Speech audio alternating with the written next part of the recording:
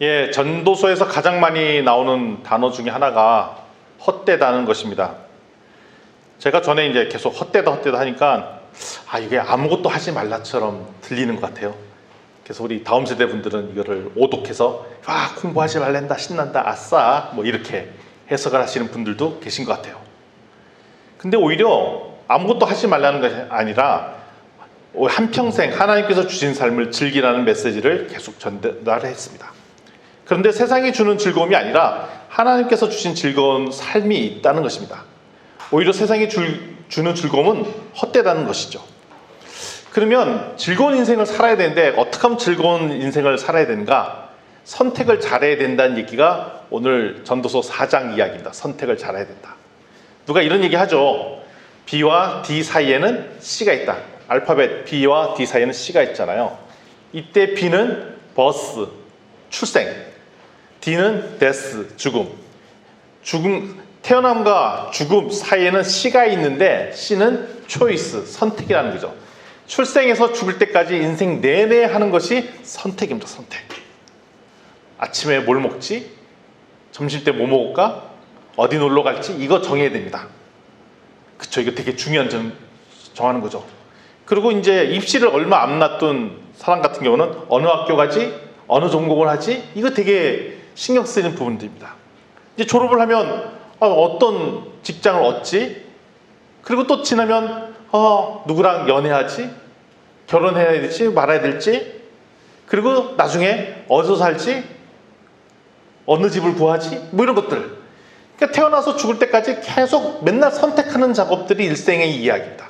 태어나서부터 죽을 때까지 우리가 해야 될 중요한 포인트가 선택인데, 선택을 어떻게 하느냐에 따라 우리의 인생이 즐거운 인생이 될 수도 있고 아주 피곤하고 비참한 인생이 될 수도 있다는 것이 오늘 주제입니다.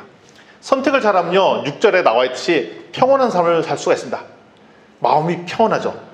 제가 이 동네에서 와서 들었던 처음 말 중에 하나, 속이 시끄럽다라는 표현을 처음 들었어요. 저는 그래서 이 동네 사투리인 줄 알았더니 그게 아니라 원래 쓰던 말이더라고요. 속이 시끄럽다. 마음이 편하지 않은 거죠. 속에서 마음속에서 싸움이 났습니다. 마음이 편안치 않은 겁니다. 평화함은 어떻게 하면 유지할 수 있을지, 그리고 잘하면 9절에도 나오는데 좋은 상도 받을 수 있다고 얘기를 하고 있습니다. 오늘 읽은 성경 본문 4장에는 4가지 유형의 선택이 나옵니다. 첫 번째는 뭐냐면 세상이 악해서 학대를 받는 문제. 그래서 우리 마음에는 이걸 다 확 뜯어 고쳐야 될까? 라는 마음 드는데 이런 문제를 어떻게 해야 될까? 어떤 선택을 해야 될까? 문제가 있고요. 두 번째, 이런 얘기도 합니다. 우리가 일을 해야 되는데, 공부를 해야 되는데 얼마나 열심히 하는 것이 맞나? 우리는 암묵적으로 무한대로 열심히 살도록, 성실하게 살도록 하는 것이 좋다고 생각하는데 그것이 과연 옳은가 하는 문제도 있습니다. 그리고 나중에 직장 나가고 사회 진출해서 일을 해야 되는데 혼자 일하는 것이 좋은가? 여러 명이 일하는 게 좋은가? 이건 뭐 당연히 여러 명이 일하는 게 좋다고 생각할 수 있지만 그렇지가 않아요. 한 일을 여러 명이 하면 내가 들어오는 수입이 적습니다. 여러분들이 보통 영화를 보면 그 도둑들이 은행을 털지 않습니까? 그 은행 털기 전에는 막 여러 사람이 도모를 합니다. 너는 뭐 폭파 전문가, 어떤 사기 전문가, 이렇게 막 연대해갖고 은행을 털죠. 큰 돈을 봅니다. 근데 영화의 중반부 이후를 가면은 서로 한 사람씩 배신을 합니다. 왜 배신을 하죠? 배신을 해야 나눠 먹을 목이 커지기 때문에 자꾸 배신해요. 그러니까 서로 배신합니다. 협업을 하는 것이 좋다는 건 다 알고 있죠. 근데 협업을 하는 순간 어떤 문제가 생기냐? 나눠 먹을 것이 적어든다는 문제가 있습니다. 그래서 우리는 될 수 있으면 혼자 일하고 싶어 합니다. 혼자 다 가져가길 원합니다. 그리고 가난하고 평범하고 살래? 아니면 높은 자리에 올라갈래? 이런 문제들, 어떤 선택을 할래? 우리가 승진하고 올라가고 할 때 어디까지 목표를 두고 올라갈래? 그런 문제들도 우리에게 남아있는 문제입니다. 우리가 하나씩 한번 살펴보려고 합니다. 세상의 불의 문제입니다. 세상의 악한 문제. 세상은 학대받는 구조에서 살고 있어요. 학대받고 학대하는 사람이 있습니다. 근데 성경 말씀에 의하면 하나님께서 이 악한 놈들을 다 물리쳐 줄 거라고 생각하는데, 오늘 전도서의 얘기는 뭐냐면 학대하는 사람은 권세가 있고 학대받는 사람은 세상에 위로해 줄 사람이 없다라고 얘기를 합니다. 오히려 사회 구조 개혁을 하자고 하지만 이 성경에 나온 얘기는 별로 대안이 없다라고 얘기를 하는 분위기로 얘기하고 있어요. 성경에 뭐라고 하냐면 차라리 학대를 받느니 죽는 것이 낫고, 차라리 나라에 태어나지 않는 것이 더 행복했을지 모른다 라고 얘기를 하고 있죠. 악을 피하는 것이 최고다라고 얘기합니다. 세상의 불의 문제는 우리가 고치고 싶어요. 사회 정의를 고치고 싶어 합니다. 그러나 어차피 고치지 못한다는 겁니다.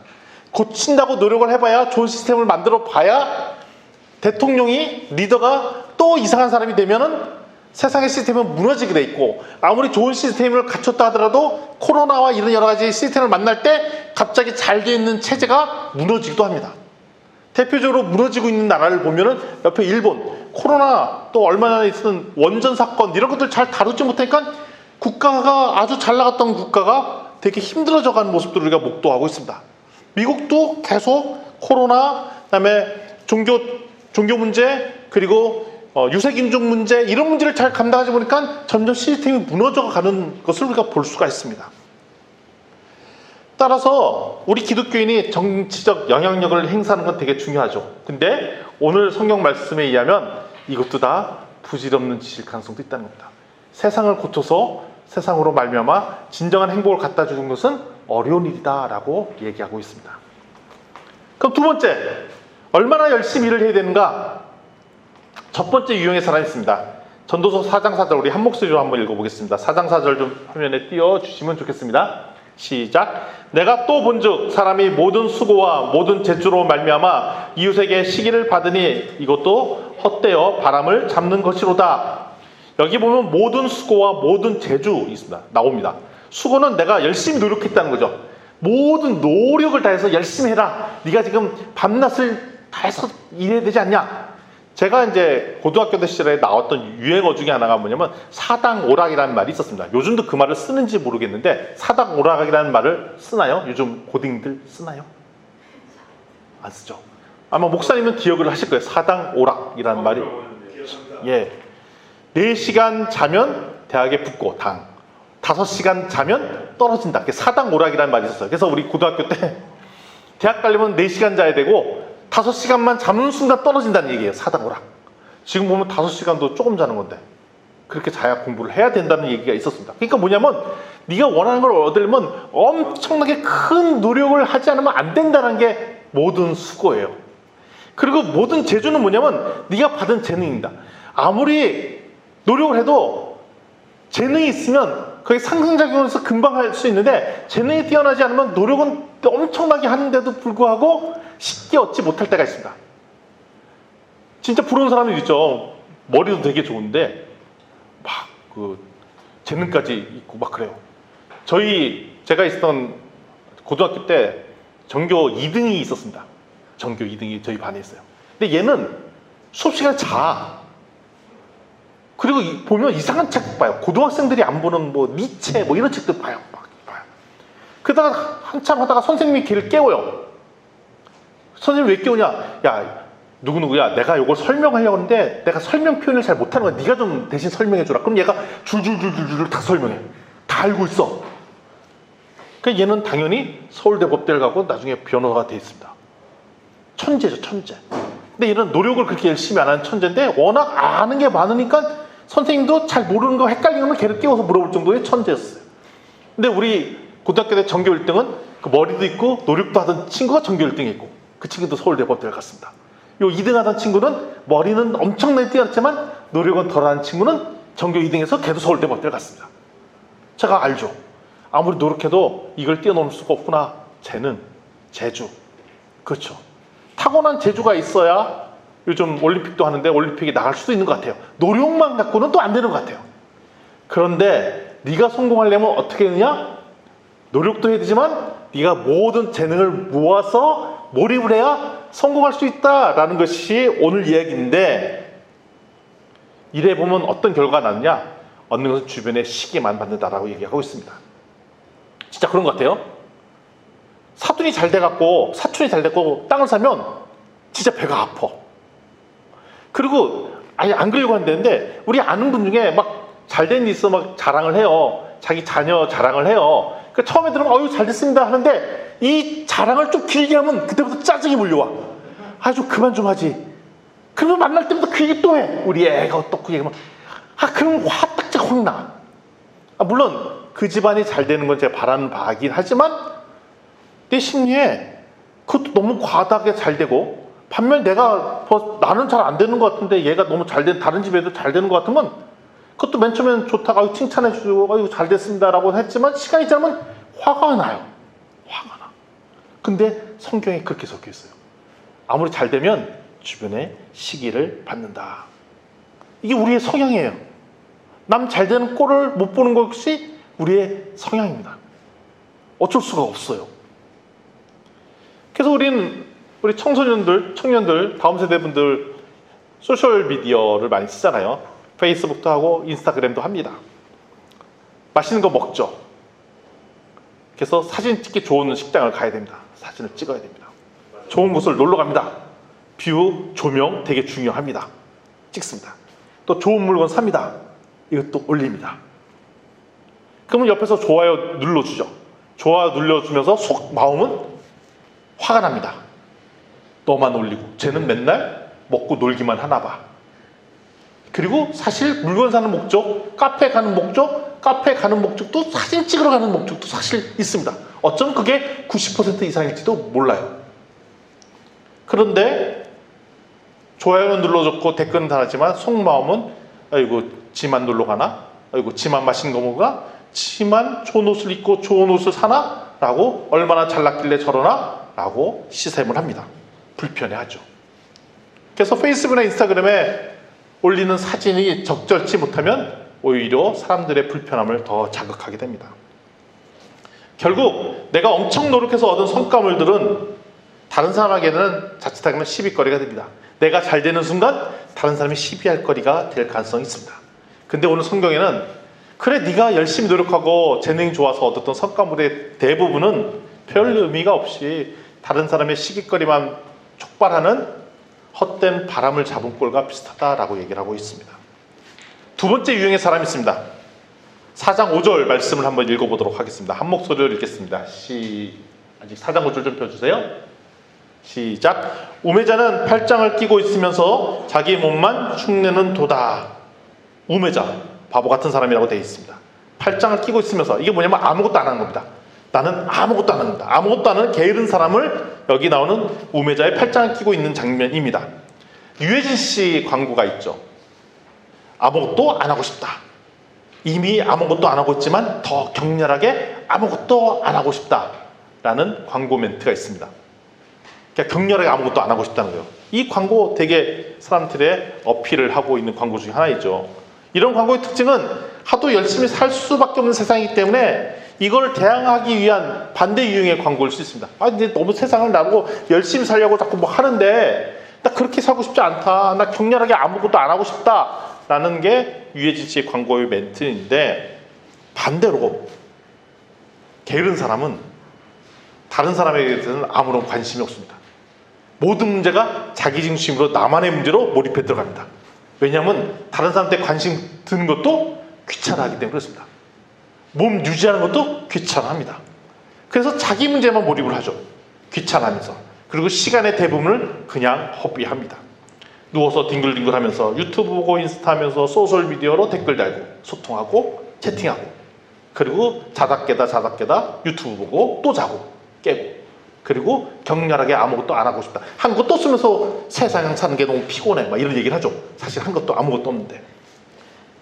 근데 어떻게 보면 이 세상에 너무 격렬하게 치열하게 살기 때문에 거기에 조금이나 낙오된다는 느낌이 들면 의기가 다 상실해서 아무것도 하기 싫어지는 젊은이들이 엄청나게 늘어나고 있습니다. 그런데 이런 사람의 결말은 결국 자기 몸을 망치게 되어 있다라고 오늘 성경 구절에 적혀 있어요. 아무것도 안 하는 것도, 쉬는 것도 자기 몸을 망치는 겁니다. 그럼 결국 어떻게 해야 되는가? 답을 4장 6절에 나와 있습니다. 4장 6절 말씀 한 목소리로 읽겠습니다. 시작. 두 손에 가득하고 수고하며 바람을 잡는 것보다 한 손에만 가득하고 평온함을 더 나으니라. 아멘. 그러면 어느 정도 열심히 살까? 한 손에 채울 정도로만 열심히 살라는 겁니다.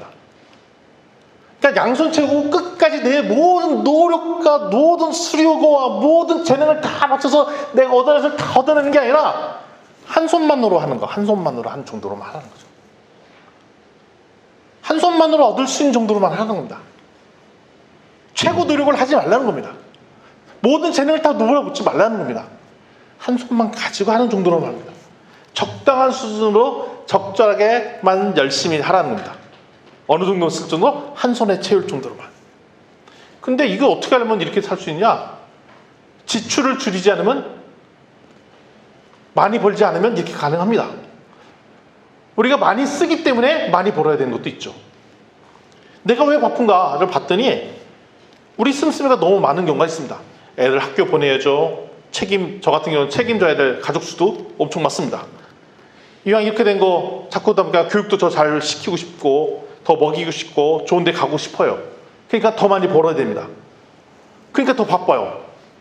근데 씀씀이가 확 줄이고 쓸 돈이 거의 없으면 거의 일을 안 해도 됩니다. 저희가 이제 저희 어머님이 계신데 어머님이 사는 삶을 보니까 일을 안 하시는데도 잘 사시더라고요. 근데 제가 이제 몇 번 어머님 댁에 가서 관찰해 보면 어머니가 쓰는 씀씀이가 되게 없어요. 조금 써요. 조금 쓰니까 풍성하게 일을 안 하고도 풍성하게 살 수 있다는 것을 어머니를 보면서 지혜를 배웁니다. 아, 그렇구나. 내가 바쁜 거는 많이 쓰기 때문에 바쁘구나 라는 것을 알 수가 있던 거죠. 어떤 분이 계산을 해봤대요. 요즘 한국 사람의 평균 소득을 따지고 계산해 봤더니 이걸 그대로 조선시대로 가면 종 30명을 거느리고 사는 거랑 똑같대요. 그러니까 여러분들 평범한 사람이 조선시대 가면 종 30명을 거느리고 있는 삶이 지금의 삶이라는 겁니다. 그러니까 지금 여러분들이 우리가 사는 삶의 수준이 엄청나게 올라간 거죠. 얼마 전에 제가 유튜브를 통해서 96년도에 여름에 나온 뉴스를 본 적이 있어요. 96년도. 96년도는 26년 전입니다. 저희 큰딸이 태어났던 해요. 큰딸이 96년도생인데 그때 여름에 장면을 찍은 뉴스를 봤어요. 아, 근데 그때 너무 더웠나 봐요. 맞아, 더웠어요. 그때 아내가 8월 2일 날 애를 낳았는데 너무 더웠고 처갓집에서 애를 이렇게 건사잖아요. 아, 보니까 막 땀띠가 나겠어. 애들은 뭐 그때 에어컨도 있는 것도 아니고 야, 어떻게 이거 보존하냐. 근데 출산하고 나면 그래도 내복을 입어야 된다 해서 막 안에 땀띠 다 걸리고 막 그랬었던 기억이 납니다. 90년도 여름이 되게 더웠어요. 근데 그때 뉴스에 보니까 이 더위를 피하려고 어디 갔나 봤더니 다들 낮에는 은행을 가더라고요. 은행. 에어컨이 잘 나오는 곳이 은행이라는 거예요. 그래서 은행에 누구나 갈 수 있잖아요. 거기서 어르신들이 다 앉아서 이렇게 쉬고 있어. 그리고 밤에는 서울 같은 경우는 한강변에 고수부지 있거든요. 거기서 다 누워서 자고 있어. 근데 보니까 집에 에어컨이 없는 거예요. 근데 집에 뿐만 없는 게 아니라 보니까 지하철에도 에어컨이 없네. 그래갖고 거기 손님이 지하철 안 온도와 밖의 온도를 쟀는데 밖의 온도가 더 낮아. 지하철이 더 뜨거워. 뭐 그랬었어요. 그리고 당연히 학교도 에어컨이 없어요. 다행히 선풍기가 있더라고요. 요즘 같은 경우에 학교에 에어컨이 없다는 걸 상상할 수 없잖아요. 요즘에는 에어컨 다 있죠. 다 있죠. 근데 그 당시 90년도에 에어컨이 없었던 거예요.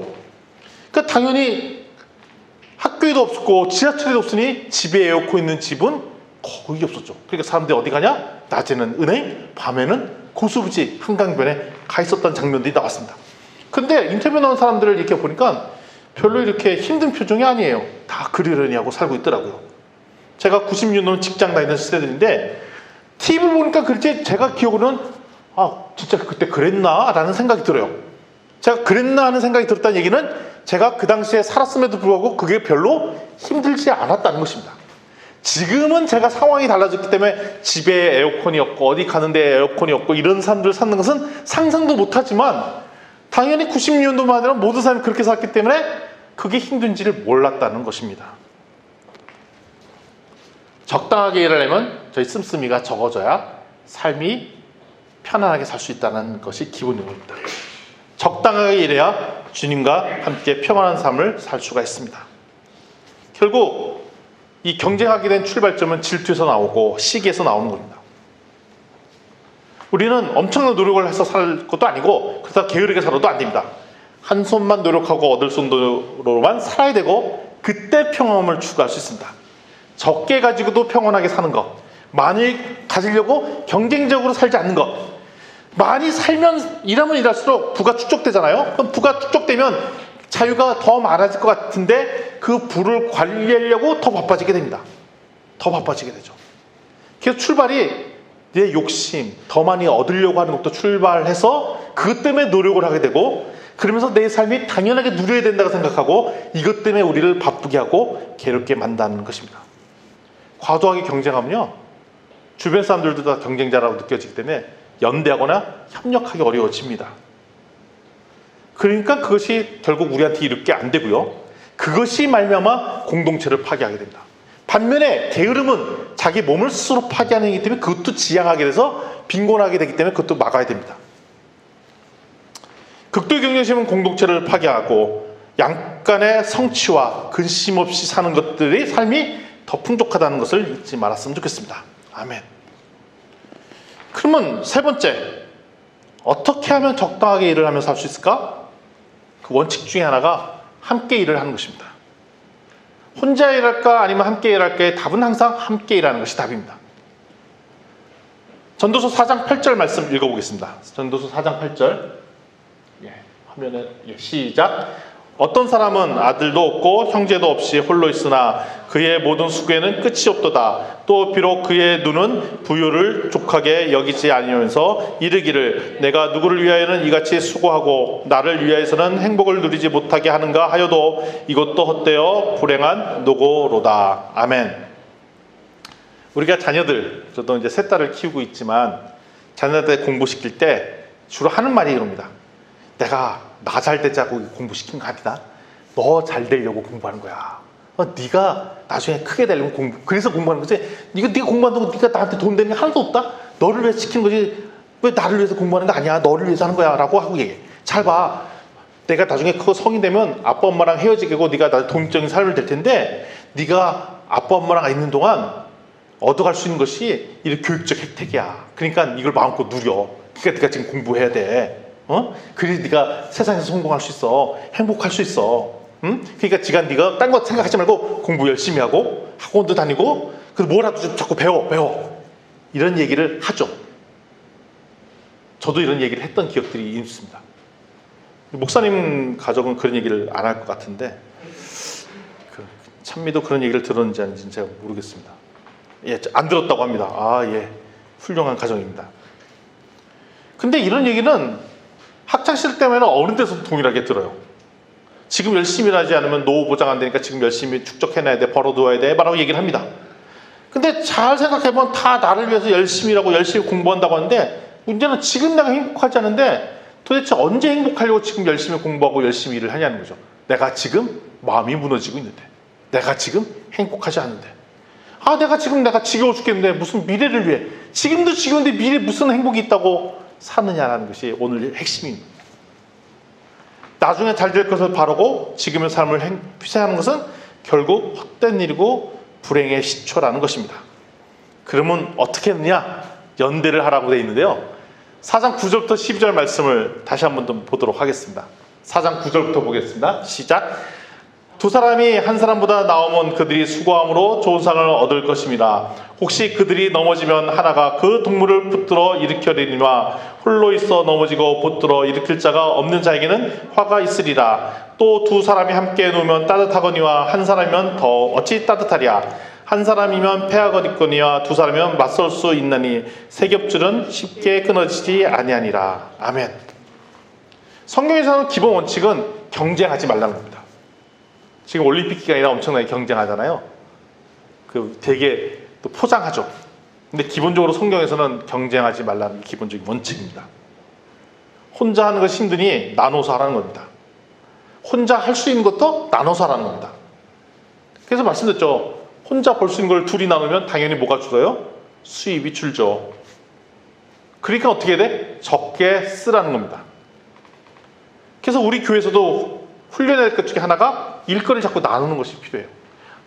혼자 해서 다 되는 일을 나눠서 하고, 될 수 있으면 더 많은 사람이 나오고, 어린이부터 시니어 세대까지 다 나눠서 일을 해보는 것. 그리고 우리 공동체 내에 일이 없어서 놀고 있는 사람 있으면 그 사람한테 자꾸 일을 주려고 하는 것, 할 수 있는 일거리를 자꾸 만들어주는 것, 이것이 되게 중요합니다. 왜냐하면 그것도 연습과 훈련이 필요해요. 섬기는 것도 마찬가지고. 이러면 어떻게 되냐? 자꾸 나눠서 일을 하다 보면 어떤 일이 생기냐? 하나님께서 상을 주신다고, 상을 얻게 된다고 얘기하고 있어요. 내가 할 일을 다른 사람과 나눠서 하는 순간 뭘 받는다? 상을 받는다고 됐어요. 그러니까 하나님께서 이 땅을 우리 보내신 이유가 뭐냐면 연대해서 협력해서 일을 하는 훈련들을 하면서 즐기라는 것이 핵심 키워드예요. 내가 세상에서 해야 될 핵심 일은 뭐냐면 세상에 사는 동안 혼자 해도 될 일을 될 수 있으면 남과 함께 하라는 것입니다. 일을 나누는 것. 이것이 상을 얻는 길이고, 하나님께서는 이를 위해서 우리한테 뭘 주셨냐? 교회 공동체를 주셨다는 겁니다. 그리고 세상을 섬기라는 세상을 주신 겁니다. 그래서 나 혼자 살 수 있는 것이 아니에요. 마음 같아서는 저 지리산 골짜기에 집 짓고 나 혼자 살고 싶죠. 세상 시끄러운데 나 혼자만 있으면 마음 편할 것 같아요. 그러지 말라는 거예요. 세상 속에 들어가서 세상과 함께 더불어 살라라고 얘기를 하고 있습니다. 이래야 우리가 세상과 맞설 수 있습니다. 혼자 세상을 대응하면 반드시 지는데, 혼자 덮고 다니도 세상을 이길 수 없는데, 우리가 세상을 맞설 수 있는 유일한 길은 연대, 공동체밖에 없다고 얘기를 하고 있어요. 나 혼자 있으면 내가 힘들고 지칠 때 넘어져요. 제가 전에 이제 목사님과 얘기할 때 이런 게 있어요. 우리가 팀 사역하는 핵심은 뭐냐면, 아니 아무리 장로님도 그렇고 저도 그렇고 한 사람이 상태가 좋을 때도 있고 어떨 때 상태가 나쁠 때가 있고 상태가 이렇잖아요. 누구 다 상태가 다 좋을 때가 있는 게 아니잖아요. 아니 상태가 나쁠 때가 있으면 상태가 좋은 사람이 너 왜 그러냐라고 이끌어 가는 거고, 그게 서로 돌아가면서 힘든 사람 도와주고 또 상태가 좋은 사람이 또 격려하고 뭐 이렇게 가는 게 우리 공동체 아니겠느냐라는 얘기를 제가 그때 나눴던 기억들이 있어요. 우리가 한꺼번에 다 상태가 좋을 수가 없습니다. 방황하는 사람도 있을 수 있고 좋은 사람도 있을 때. 그런데 공동체로 있으면 별도 상태가 안 좋은 사람을 이끌고 함께 갈 수 있다는 거예요. 너 요즘 왜 이렇게 헤매니? 아 괜찮아, 우리 같이 가자, 얼른 가자 그러죠. 그래서 우리 다음 세대들 예배 마치고 또 다른 이렇게 자꾸 일을 도모하도록 격려하는 것과 그런 일 때문에 그런 거예요. 자꾸 서로 연대하는 연습을 하려고 이런 일을 자꾸 하는 것입니다. 우리가 세상에서 지는 이유는 내가 실력과 노력이 부족해서 지는 것이 아니라 혼자 하기 때문에 지는 것입니다. 그래서 자꾸 모이자고 하는 거예요. 근데 코로나가 가장 큰 주는 위협 중에 하나는 모임을 못하는 거죠. 연대하지 않는 거죠. 왜냐하면 귀찮잖아요. 코로나 검사까지도 하면서 만나야 되고 불편한 게 많잖아요. 그럼에도 불구하고 세상을 이기기 위해서는 우리는 어떻게 해야 되냐? 코로나가 있음에도 불구하고 자꾸 연대하는 훈련을 하는 것. 코로나가 진짜 위험한 것은 이 감염의 위협이 큰 게 아니라 우리가 협력하는 것을 포기하는 것. 이것이 가장 큰 위협이라는 것입니다. 이것이 이중삼중으로 연결되어 있으면, 이게 생명표현은 세겹줄로 되어 있어서 아무리 연약한 줄도 실도 세겹줄로 이어졌으면 끊어지지 않는다고 합니다. 그래서 연대심이 되게 중요하죠. 협력해서 일하는 것. 이것은 혼자 워커홀릭이 돼서 일에 몰입하는 것, 이것도 막아줄 수 있고요. 그다음에 혼자 일하는 것, 사는 것보다 함께할 동료가 있다는 것이 더 행복을 주고요. 경쟁하느라 고독한 삶을 즐기는 것보다 차라리 행복을 나면서 조금은 수입이 줄지만 공동체적 삶을 살도록 추구하는 것이 더 좋고요. 일을 나누면 일할 시간이 줄기 때문에 장시간 일하는 것도 피할 수가 있습니다. 경쟁을 벌이는 것. 그래서 지금 현대에서는 생산물들은 엄청나게 많이 해서 과잉 생산되는데 분배가 안 돼서 못 먹고 못 사는 사람이 늘고 있다는 거죠. 그래서 우리에게 지금 현대사회의 핵심은 어떻게 하면 잘 분배할까, 나누어서 일할까가 핵심입니다. 마지막 파라그래프로 넘어가도록 하겠습니다. 마지막 질문이 이겁니다. 가난하고 평범하고 살래? 아니면 높은 자리에서 올라갈래? 이런 얘기를 하고 있습니다. 당연히 높은 자리에 올라가고 싶습니다. 근데 권력을 잡은 사람은 그 사람이 그 권력 자리에 떠나가면 아무도 그 업적을 찬양하지 않습니다. 결국 잊혀진다는 것입니다. 우리가 나이를 먹으면 지혜롭게 된다고 그러죠. 오늘 성경은 정반대의 얘기를 하고 있어요. 나이 먹은 사람이 지혜롭지 않다라고 얘기하고 있습니다. 왜냐하면 높은 자리에 올라간 사람이 나이를 먹었어요. 근데 그 사람이 경쟁에 치열하게 해서 올라갈 가능성이 있기 때문에 오히려 어리석은 권력자의 말로를 보일 가능성이 있다는 것입니다. 권력 잡은 사람은 결국 헛되다는 것이죠. 오히려 그것보다는 가난하지만 지혜로운 젊은이들, 가난하지만 연대하는 우리 젊은이들, 이것이 더 중요하다고 얘기했습니다. 권력을 잡고 높이 올라가는 권력자, 어르신, 늙은이들은 이 책에 이렇게 나옵니다. 성경에 나옵니다. 결국 바람을 잡는 일이라는 것입니다. 우리는 노인의 지혜를 공경하라고 그러죠. 근데 잘못된 삶을 사는 사람의 노인의 지혜는 편협한 사고로 가득 찰 가능성이 있다는 것입니다. 왜냐하면 세상은 계속 경쟁적으로 살라고 얘기했고 그 결과물이 본인의 삶이었기 때문에 그렇다는 것입니다. 다시 한번 우리 자신을 돌아봤으면 좋겠습니다. 오늘 우리는 무엇 때문에 바쁩니까? 우리 바쁘다는 얘기를 계속하죠. 그리고 무엇 때문에 인생을 집중하면서 살고 있습니다. 또 반면에 여러분은 왜 무엇 때문에 인생을 낭비하고 있습니까? 왜 아무것도 안 하고 있습니까? 오늘 성경 말씀은 아무것도 안 하는 것도 본인 스스로의 몸을 망칠 것이고, 또 너무 과도하게 일에 몰입하는 것도 여러분을 망치고 공동체를 망치는 길이라고 얘기를 하고 있습니다. 제 삶을 내려놓고 제가 해야 될 일을 다른 사람과 나누고 연대하고 공동체로 나눌 때 하나님께서 주신 진정한 평안함들이 우리에게 있을 것입니다. 아멘. 하나님께서 주신 놀라운 평안함이 우리 교회 성도들에게 함께 있기를 원합니다. 우리 공동체에 함께 하길 원합니다. 아멘.